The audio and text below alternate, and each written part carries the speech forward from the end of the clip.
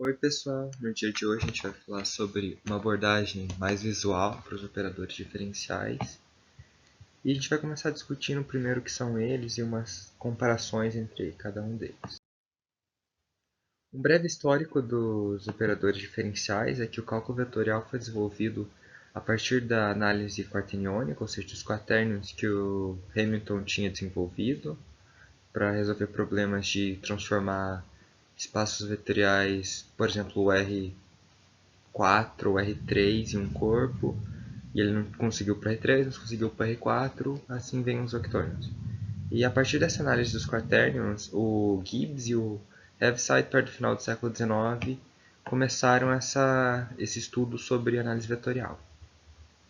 Tem que saber que o primeiro livro que tinha as notações de terminologia é de 1901, do Gibbs e do Wilson, esse livro aqui. Esse aqui é o Gibbs, esse aqui é o Heaviside, Oliver Heaviside.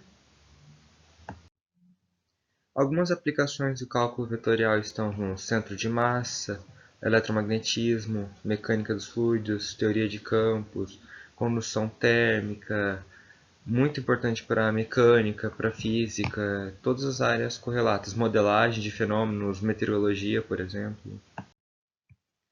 Agora, uma breve comparação entre cada um deles é que o gradiente, denotado assim, o divergente, assim, e o rotacional, assim. O divergente parece muito com o produto interno e o gradiente tem uma semelhança bem grande com o produto vetorial. O gradiente ele mede a taxa de direção de crescimento de um campo escalar.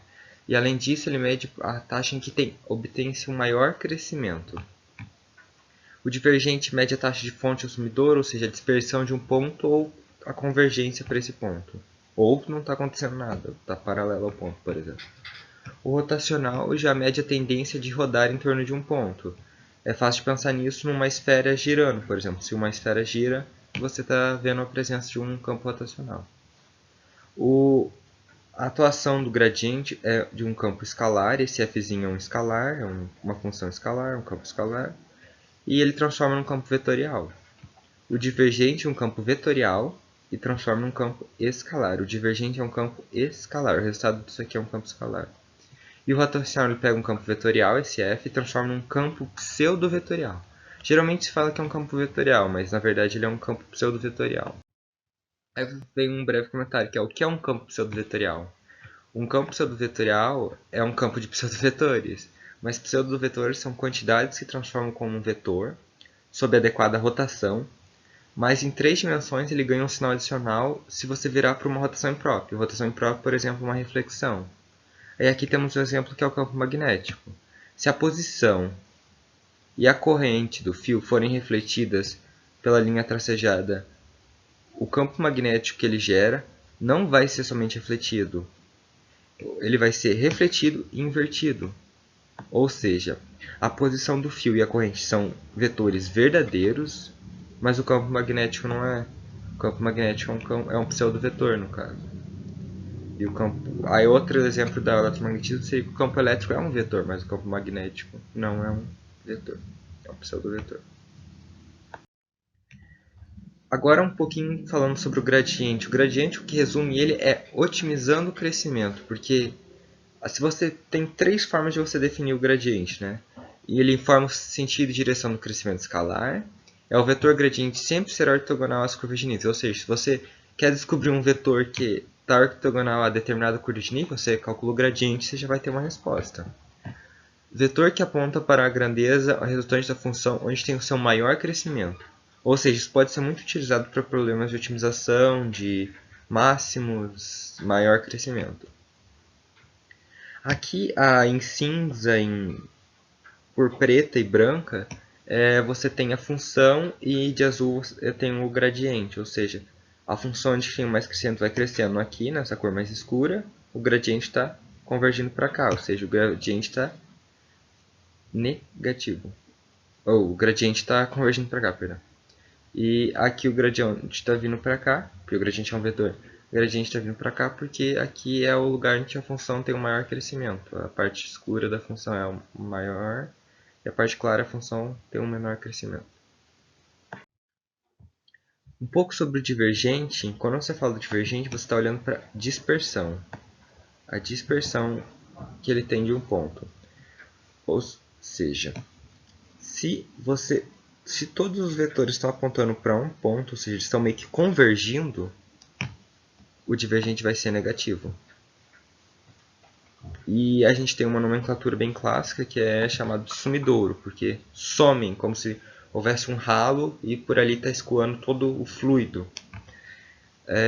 Se de um ponto você está divergindo, dispersando, espalhando para vários outros pontos, você tem um divergente positivo. E o nome, nomenclatura clássica, seria fonte, porque é daí que está saindo as coisas, como se fosse a fonte do fluido. E aqui a gente tem um divergente zero, que não está nem tendo fonte nem sumidouro. Uma interpretação interessante que a gente pode tirar do divergente é, vendo a definição formal, no curso a gente não vai trabalhar com a definição formal do divergente, mas fazendo alguns cálculos e fazendo essa idealização de que esse cubo de volume, o volume do cubo vai ser δx, dy, dz, se a gente assumir que não existe nenhuma fonte, nenhum sumidouro, dá para deduzir a equação da continuidade para fluidos. E se ele for incompreensível, você pode exigir mais. Para um fluido incompreensível, você exige que o divergente da velocidade é igual a zero. Se ele for um fluido incompreensível, senão, não. Mas tem aplicações bem interessantes na modelagem, na mecânica dos fluidos, que é bem interessante de ver. Agora vamos falar um pouco sobre o rotacional. O rotacional basicamente diz o quanto vamos girar. Ele mede quantos vetores de um campo vetorial se afastam, se aproximam de um vetor normal à superfície. Então, imaginando uma superfície, você tem vetores normal à superfície. Aqui, 90 graus. Normal. Campos vetoriais em que o rotacional é diferente de zero, por exemplo, esse aqui, são campos de vórtice. É uma terminologia que vem do latim, mas isso não é para falar aqui. Uma bola, agora, para você pensar no rotacional, você imagina uma bola no campo de vetores. Uma esfera, uma casca de esfera. Se ela girar, ela está indicando a presença de um rotacional. A resposta das duas perguntas é não. E por quê? Por exemplo, aqui, ó. A bola girando indica uma presença de um rotacional. Agora, algumas questões que podem ser bem interessantes de fazer é: se a gente jogar um objeto em um campo vetorial gravitacional, aquele, por exemplo, da lei da gravitação universal, o objeto vai girar? E se jogarmos um objeto em um campo vetorial elétrico, aquele dado pela lei de Coulomb, o objeto vai girar? Primeiro, só fazer algumas observações antes de eu dar a resposta. Um campo vetorial F é dito conservativo quando existe um campo escalar F, tal que o campo vetorial F é o gradiente de um escalar Fzinho. Um campo vetorial é dito solenoidal quando o gradiente desse campo é igual a zero. E um campo vetorial é dito irrotacional quando o divergente é igual a zero. E um campo vetorial é dito irrotacional quando o rotacional desse campo é igual ao vetor nulo. E algumas implicações interessantes é que F é conservativo, implica que o divergente é o vetor nulo e que qualquer integral de caminho por uma curva fechada é igual a zero. Seria interessante se essa volta aqui fosse verdade. Mas essa volta é sempre verdade? Nem sempre. Existe uma condição suficiente necessária para essa volta ser verdade, que é se F for um campo vetorial numa que está acontecendo, está sendo aplicado numa região aberta e conexa. Sem essa condição, você não pode afirmar que toda vez que todas as curvas fechadas de caminho forem igual a zero, você não implica necessariamente, a menos que o F seja aplicado, tenha domínio numa curva, numa região conexa e aberta. Agora vamos resolver aquela pergunta sobre giro no campo gravitacional e campo elétrico. Campos irrotacionais e giro nulo. Essa é uma propriedade bem interessante. Campos vetoriais conservativos, como aqueles dados pela lei da gravitação universal e pela lei de Coulomb, ou seja, campos gravitacionais e campos elétricos, são irrotacionais. Ou seja, por serem conservativos, eles são irrotacionais.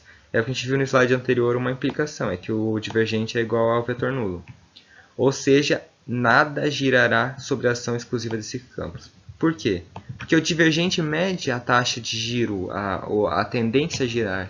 Se o divergente é igual a zero, não vai ter giro. Então, se você jogar um objeto, ou alguém, uma máquina, qualquer coisa, num campo gravitacional ou campo elétrico conservativo, ele não vai girar sobre a ação exclusiva desses campos. Pode ter outro campo que vá fazer ele girar, mas a ação desses campos não vai fazer girar.